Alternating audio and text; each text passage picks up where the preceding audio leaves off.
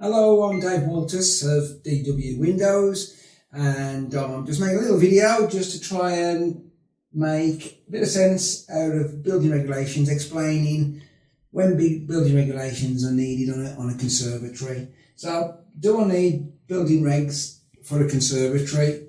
Big question, we're asked it all the time.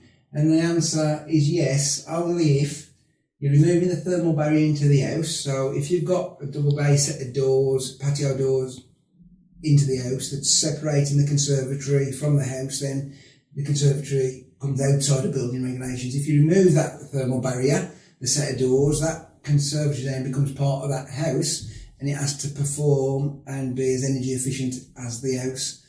And in some cases, if you remove that barrier, it has to complement the house, and to achieve that you have to get SAPA calculations done. It gets expensive and a bit kind of time consuming, and it can be a bit confusing as well. So there is ways around it, so it's not the end of the world, but if it's a lot more straightforward if we can keep out of building regs.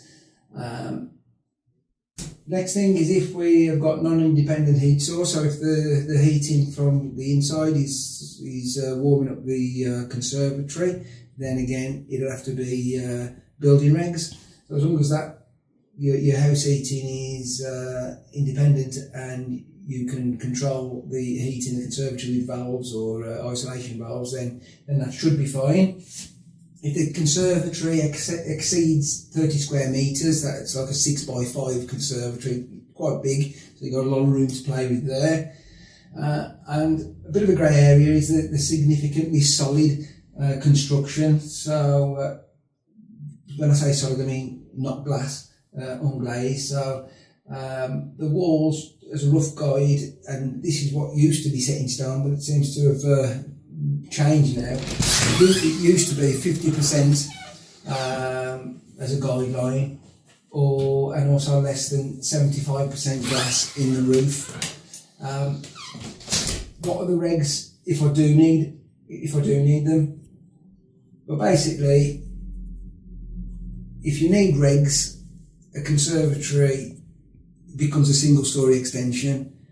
So it's either a conservatory under these regs or a single-storey extension. So if it does go into a single-storey extension, because you're knocking through and opening it up and having it all open plan, then it has to be built in the same way as a single-storey extension would be.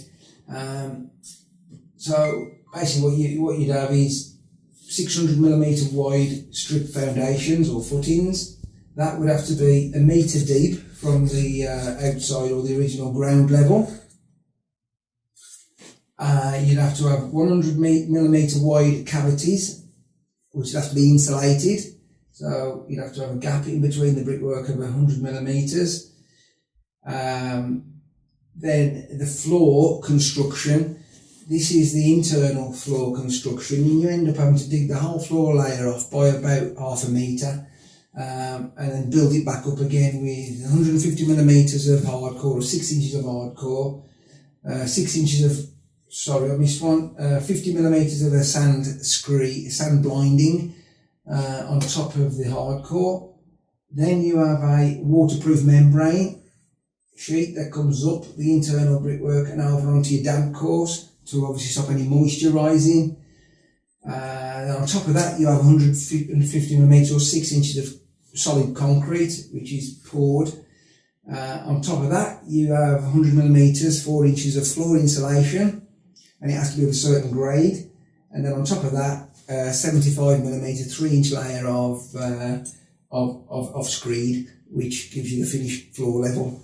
And on top of that, obviously, you put your flooring, your tiles, or your laminate, or whatever. So obviously, there's a lot more work involved there. And if you have to use the building regulations, as I say, it's just the same as being built to a single-storey extension.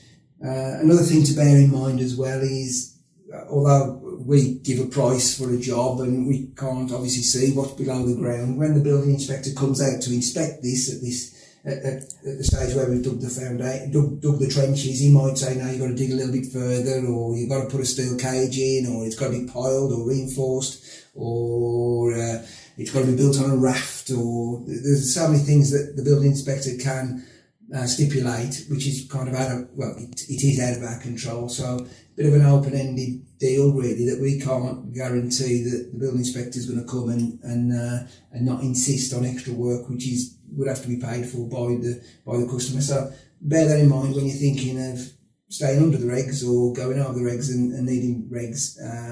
It can get expensive, but that's all worst case scenario. Don't let me put you off too much. It'll be a great extension, a great addition, adding value and comfort to your home. So don't let that put you off.